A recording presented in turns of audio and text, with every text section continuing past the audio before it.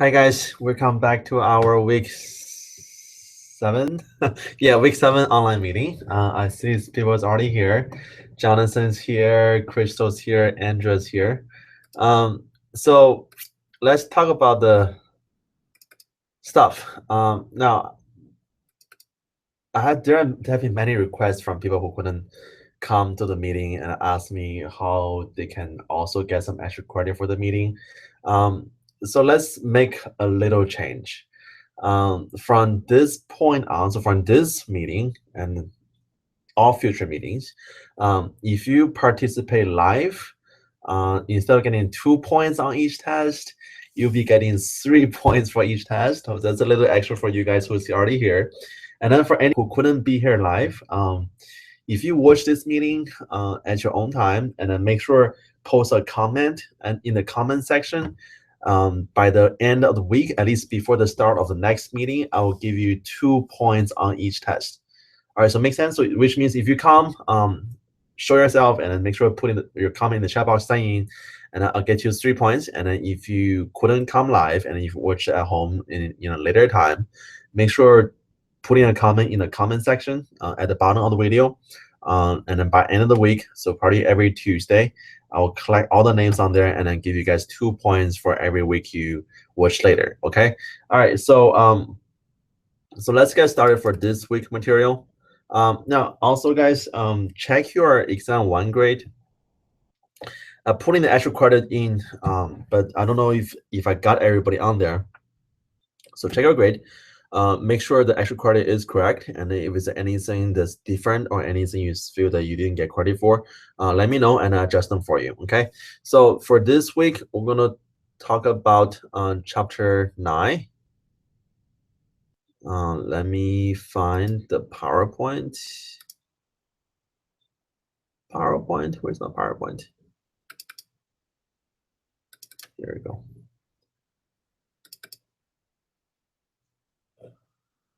Chapter 9, and then let me also open chapter 10.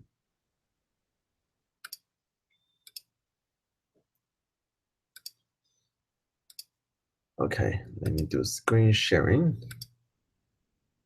Share. All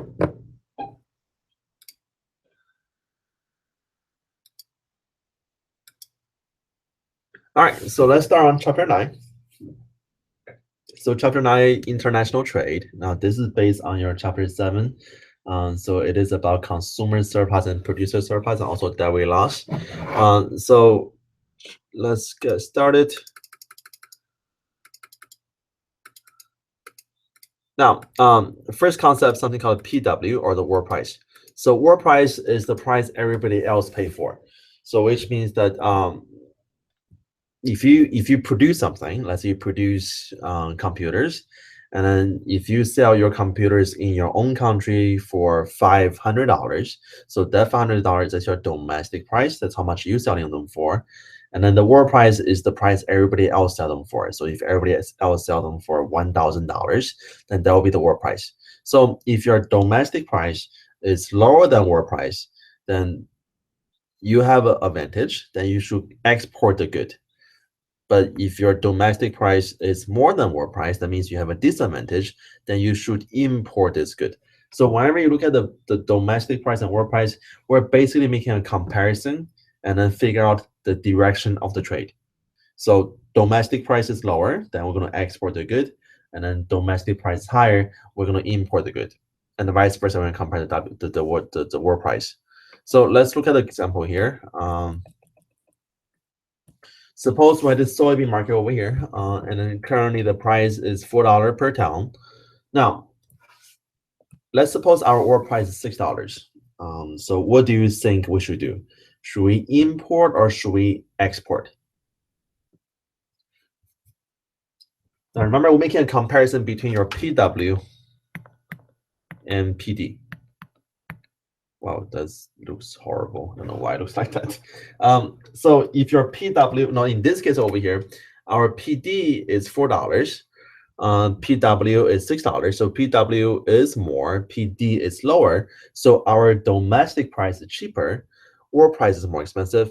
So for this market, we should export the good because the home price is cheaper. So we should export the good. And then the number of export at this point on the demand curve, this is our quantity demanded.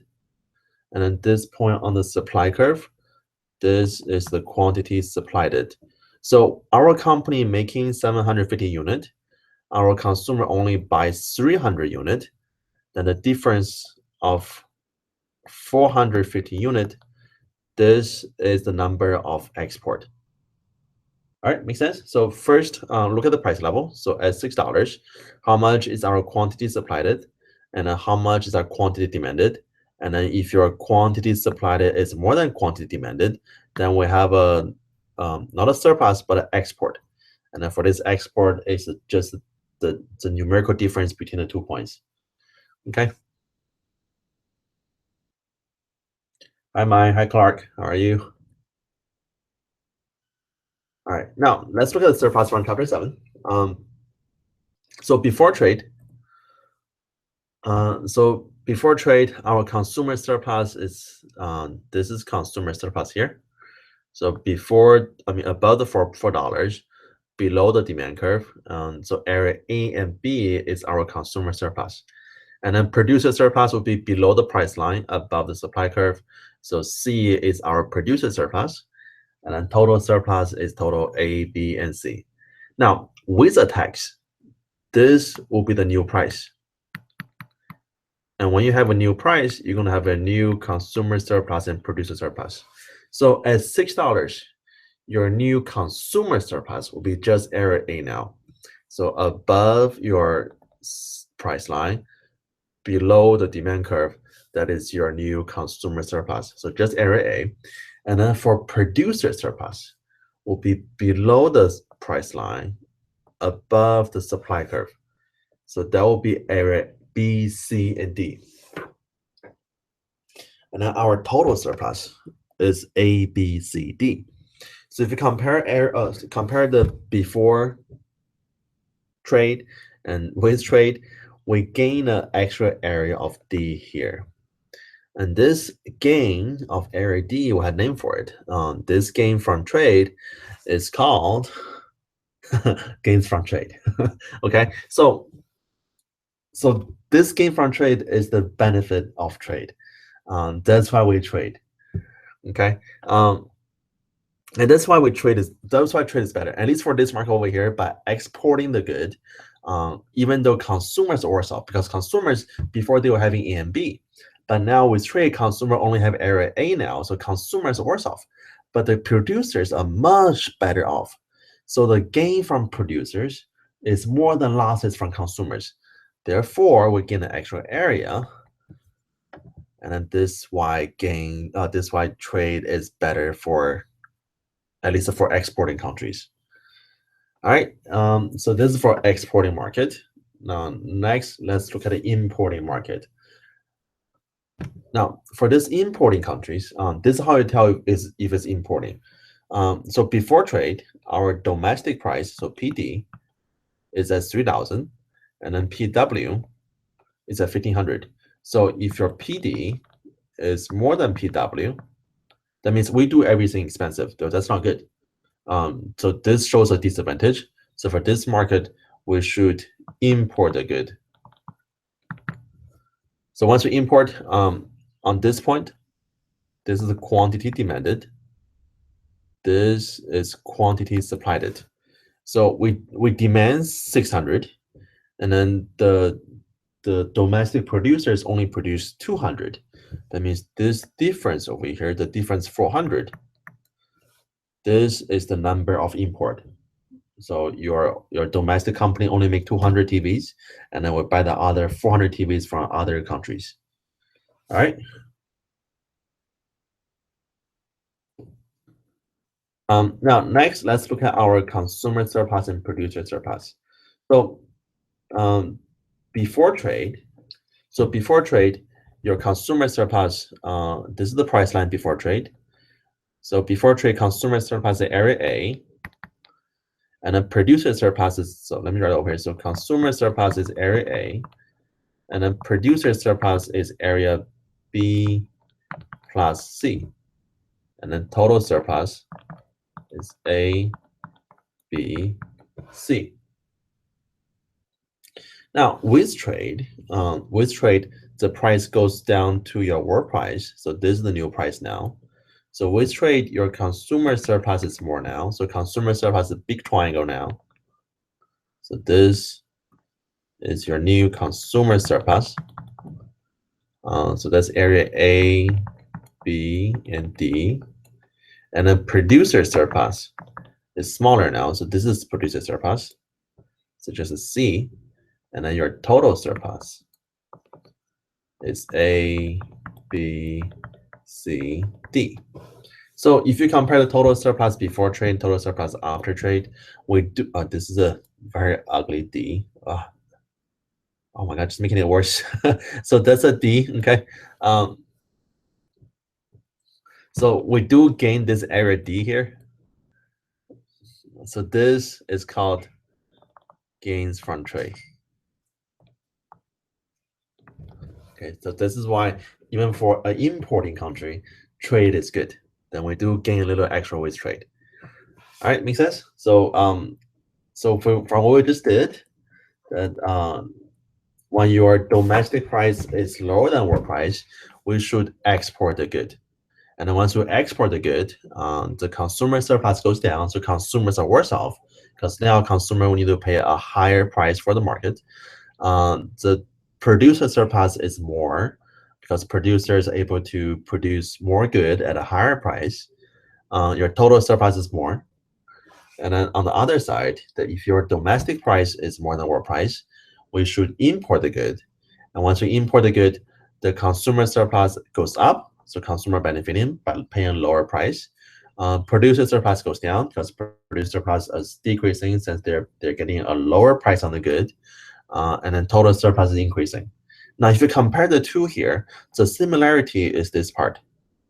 No matter if you're importing or exporting, your total surplus will increase. So that's how we say trade is good, because it doesn't matter if you're importing or exporting, your total surplus will be increasing. So for the entire economy, the benefit is more than losses. Okay, all right, let's keep going.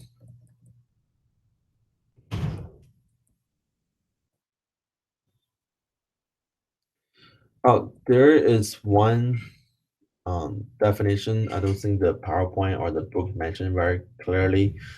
Is what is free trade? So we hear free trade all the time. Now, what free trade is, that means you're gonna have two parties, so buyer and sellers. They're free to trade with each other with no government intervention. So that is called free trade.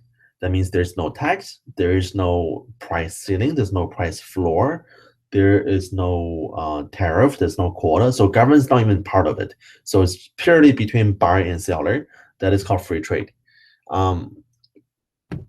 We're going to talk about free trade at a later chapter. Okay, so but now let's talk about tariff. So tariff is not free trade. Tariff is what's stopping free trade. So tariff is a tax on import. What it does for this tax over here, it will increase the price buyer pays. So let's suppose for cotton shirts. So currently, if the world price is $20, and then we put a tariff on it, that means we're gonna increase the price buyer pays. So with a tariff, the new price buyer pay for T-shirt wouldn't be 20 anymore. It will be 20 plus 10, so it'll be $30 for every T-shirt. And let's see how this tariff will affect our market. Now, first, when the price at $20, wrong button. The price of this is our world price. So with free trade, that's going to be the price for T-shirt in the market. And then next, let's look at how much our import is. So our quantity demanded is 80. Quantity supplied is 25. And then this difference here is what, 55 unit. So that's the number of import. And then next we'll do a tariff. So tariff, we increase the price buyer pays. So it goes from 20 to 30. Now at $30, our quantity demanded will be 70, quantity supply will be 40. So the difference here, this is 30 now. So the number of, 40, wait, 30, 30, 30, right? So the difference 30, so our number of import goes down to 30. So when the tariff is in place, the number of import will go down because it will increase the price buyer pays, therefore buyer buys less. When buyer buys less, then our total import goes down. And then let's look at our surpluses, okay?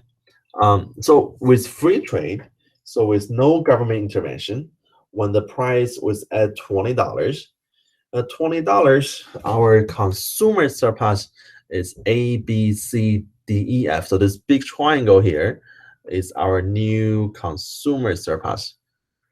And then for producer surplus, only the small triangle on the bottom. That's a G over here. That's a producer surplus. And our total surplus is A, B, C, D, E, F, G. So everything all together. Now, with tariff, price will be increased to 30. So at 30, our new consumer surplus goes down to only A and B now because consumer paying higher prices, therefore surplus goes down.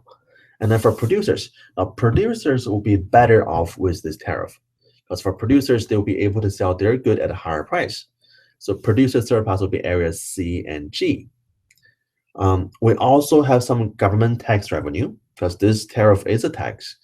And then for government tax revenue or tariff revenue will be area E. So the number of import, which is 30 unit, times $10 each, and this is the tariff revenue. So our new total surplus is area A, B, C, E, G. Now, if you notice that this D and this F it's not there anymore. It's not part of our total surplus. So remember from chapter 8, we do have a name for them.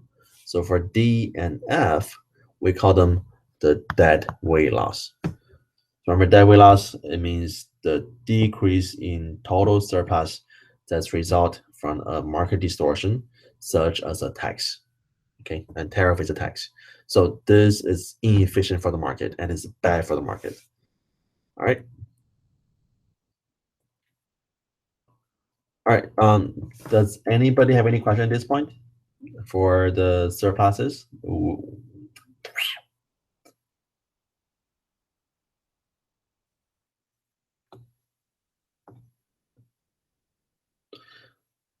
All right. If no questions, let's continue. The quota. A quota is the quantitative limit on the import of good. Think like this: a tariff only increase the price buyer pays as a tax. A quota is the hard limit of how much or how many import can have. So you can think tariff as a soft limit. That means you can still buy more good. It just means you pay a higher price. But a quota, it means we can only have so many number of import. So let's suppose that if we do a tariff on cars, so we can say that in America, that if you buy a car from other country, there is a $1,000 tax on it or $1,000 tariff on it. So that will increase the price of car. Now a quota will be like we can say that for every year for the entire country, we can only import 100 cars from other country. So that will be a quota. Now, many countries prefer to have tariff over quota.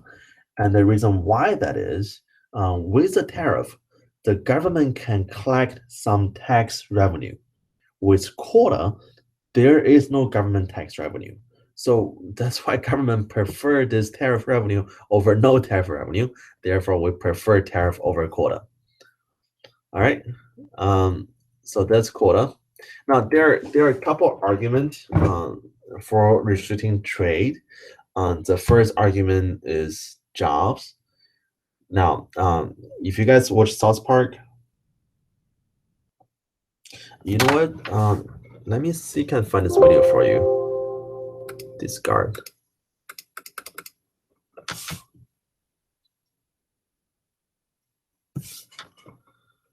All right.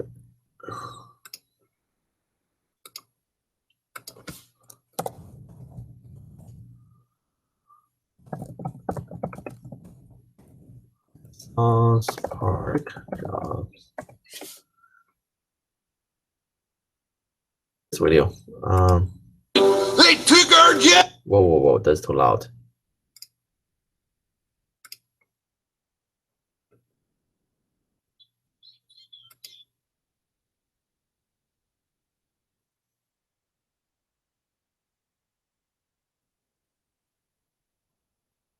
But now you can't hear anything. Let me put my earpiece on. Yeah, guys, I don't know if I ever tell you guys this, but I'm a big fan of South Park.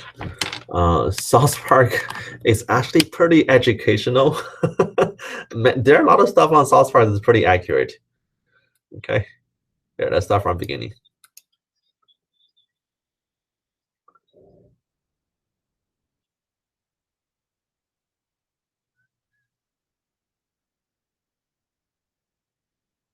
Oh man, guys can't hear anything.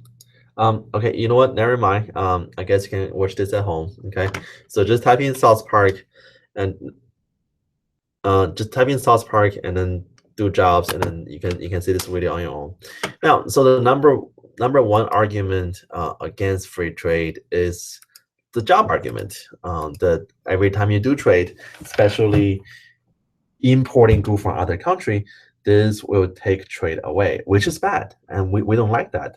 But the argument is that our unemployment rate doesn't really change just because we're getting more import from other country. So let me show you some real numbers. Now, this is the percentage of our import for the last, 50 years. So for the last 50 years, the importing to this country has been increasing tremendously. So back in 1970s, 1960s, only 4% of our GDP was coming from import. But now importing is accumulating to almost 15% of GDP. So if the argument is true that the more we import, the lower the take away our jobs, then we should see an increase in our unemployment rate. But for our unemployment rate, it's pretty steady, around 4 to 6%. So the unemployment rate is not affected by the import. So import doesn't really take away jobs; it just replaces the job with something else.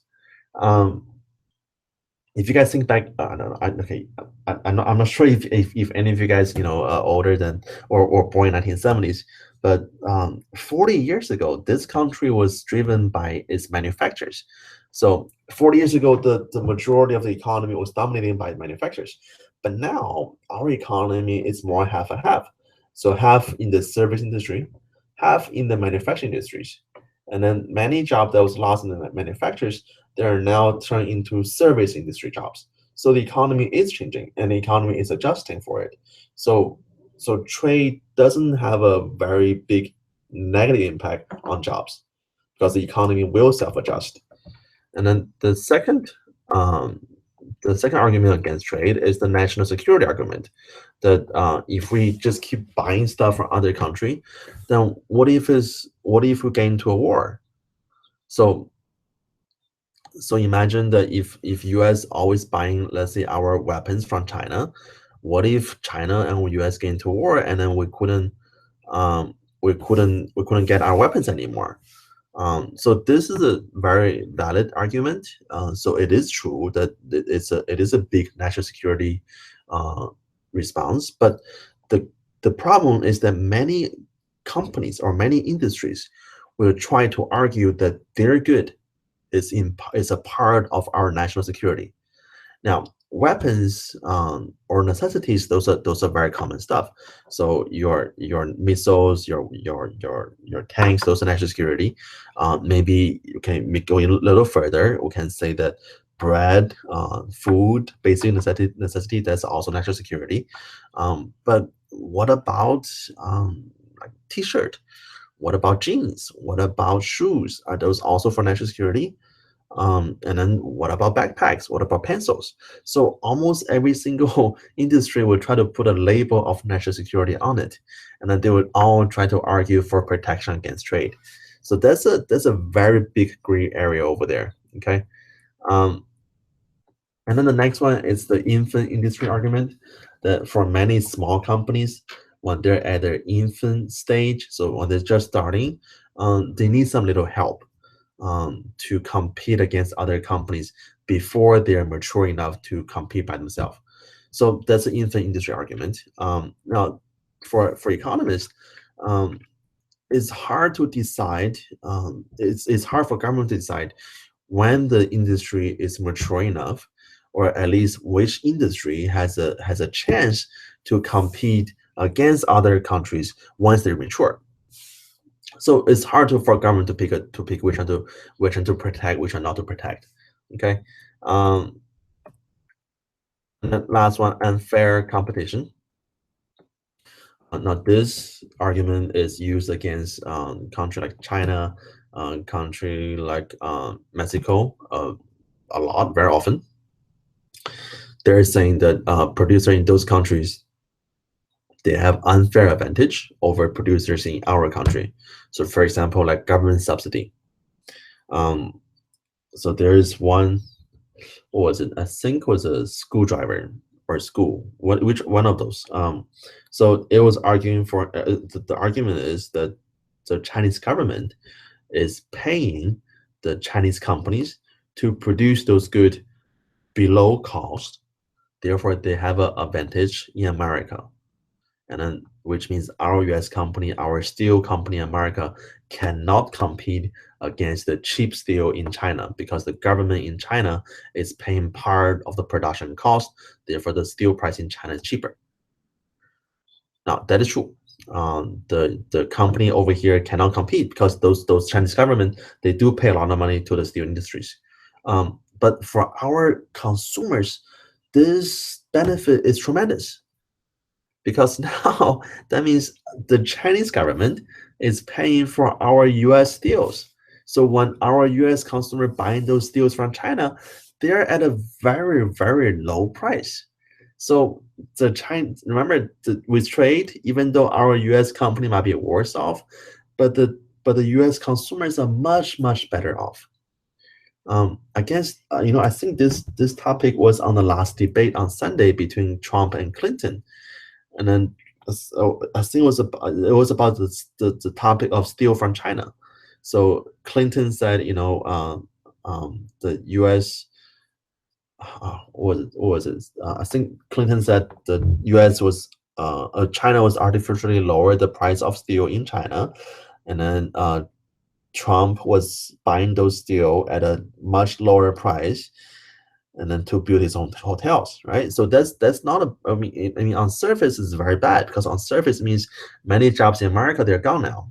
Many of the steel jobs, they're not there anymore. But the benefit for it, that means many of our real estate developers, many of our home builders, they can buy steels at a much lower price, and then therefore sell those homes to our consumers or business at a much lower price.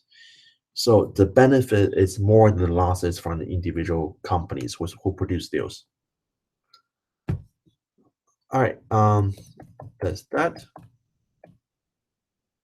Um, yeah, this is not very important. We do have this bargain thing.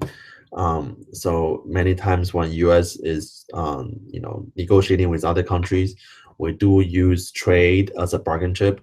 And then if you guys follow the embargo or trade sanction on Iran, the U.S. and many other European countries, we do use trade as a bargaining chip against Iran government, force them to do something.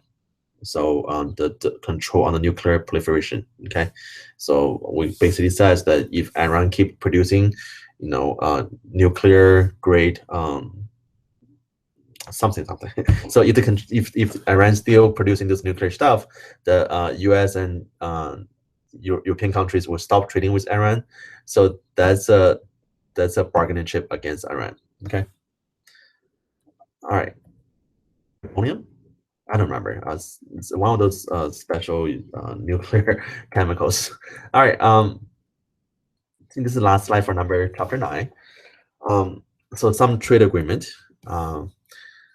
So we heard this before, NAFTA, especially with Trump and Clinton. This has come a lot of times. So NAFTA is the North American Free Trade Agreement. So it's between Canada, US, and Japan. Between the three countries here, we have free trade.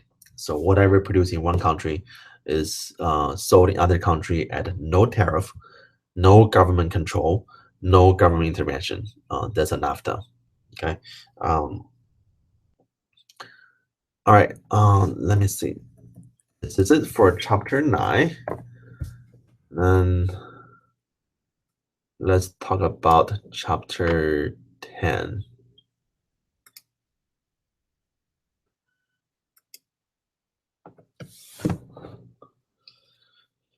All right, does anybody have any question on chapter 9 before I go to chapter 10?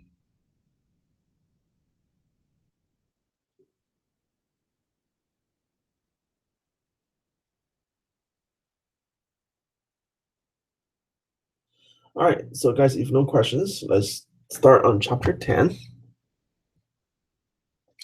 Chapter 10 is pretty short. Is so first, externality. Externality is the uncompensated impact of one person's action on the well-being of a bystander. So let me give you an example. Suppose I like cheese, and I eat a lot of cheese. Now, would that be no? I pay for my own cheese. Okay, so would that be your problem? Well, it depends. If you're in the same room with me, and then if I eat a lot of cheese and then decide to fart, that will be your problem now, right? So now the same with you guys, or the bystanders, you didn't get any compensated when I fart. So that is called externality, and then in that case, that's a negative externality. So it's an uncompensated impact of one person's action on the well-being of a bystander.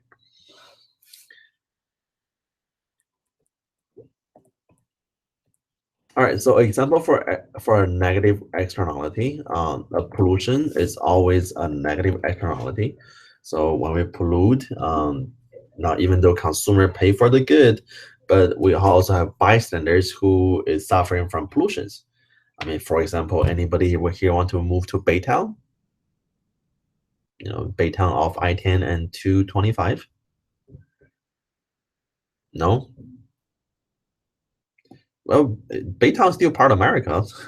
You're still getting all the benefit. But the problem is that near Baytown, there are many refineries. And then the air quality over there is always worse than the general Houston area. So that is a negative externality. All right, so let's see how it works. With a negative externality, we're gonna have, so the market has a private value, so that's our demand curve, and then the market also have a private cost, that's your supply curve. Now with a negative externality, there's also something called a social cost or external cost. External cost will be on top of your private cost. So with that happening, we're going to have a new supply curve. It's called a social supply curve. And then for the social supply curve, the cost is higher than your private supply curve. And then once you have a social supply curve, the quantity will be different. So private supply curve determines the quantity for production will be 25 units. And then social supply curve with a much higher cost, we decided that the production number should be at 20. So externality, your social cost will be higher than your private cost, and then the socially desired output will be less than your privately desired output. So we want you guys to produce less pollutions. Okay. All right. So this is a negative externality, and I'm gonna skip this part. Let's do a positive externality. So positive, this can be any external benefit. So college is a plus for the society, and then really as a, so guys, for me here, I want you to go to school, but not because that you're in my class, but because I want you guys to get educated. And then one of the biggest reason is that I am older than many of you guys, which means I will be retired before many of you guys do. So once I retired and then you guys still working, you will be paying for my Social Security. So in a way, I want you guys to get educated. I want you guys to work, and then the more income you make, the more Social Security payment I have. So this is a positive externality. Okay. So for positive externality, we have a social value and a private value. So just in the case for education, private value is how much do you guys value for your education. Social value is how much does the society value for your education. So with a positive externality, we have some external benefit. And then with a positive externality, your social value is always higher than private value. So we want you guys to get more education than what you by yourself want to desire for. And then with a positive externality, your supply curve stay the same, your demand curve will change. So this demand curve, that's your regular private demand curve, and then we're gonna have a new social demand curve. So your social demand curve will be on top of your private demand curve. And at a new social demand curve, this intersection is how much our society wants you to get. And then this private demand curve is how much you want to get. So with a positive externality, the socially desired output is more than your privately desired output. So we want you to get educated. All right. Let me see what else to talk about. Um, we're gonna skip this. I mean, let's talk about it. So command control policy and the market-based policy. So this is very much like the tariff and quota. So there's different control on the externalities. So command control is a forced control. That means we're telling each company says, hey, company A, you can only pollute this much for the entire year and no more. So that's a command control policy. A market-based policy is that if we assign a cash value to pollution and then allow companies to trade on those cash values, that's a market-based policy. So let me give an example. Let's suppose that each company will giving a polluting permit, and then they're free to trade the permit as they like. So that way, company will have an incentive to reduce how much pollution they have, and then save those permits. And then by end of the year, they can sell the permit to other companies. So that way, they can make some more profit. Now that is called a market-based policy. Okay. If you guys interested, search Google this term. It's called cap and trade. That's exactly what it is. It's a market-based policy that control the amount of pollution. Okay. Let me see what else we need to talk about. I think that's it. Skipping.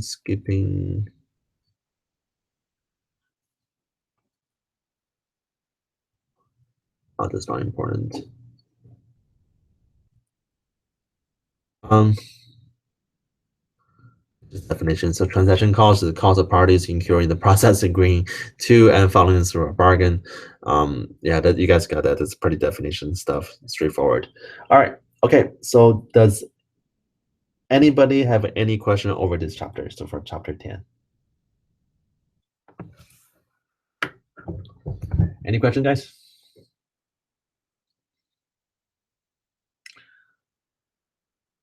All right, guys, if no questions, remember, so since you're here live, you'll be getting 3 points on your next test. And then for anybody who is going to watch this recorded session later on, remember, make sure post a question or a comment in the comment box underneath the video. And then you'll get 2 points on this coming test. Okay, so any question, let me know. And then if nothing else, I guess I will see everybody here next week. So next Wednesday, 2 p.m. same time. All right, guys. So good luck. See you later.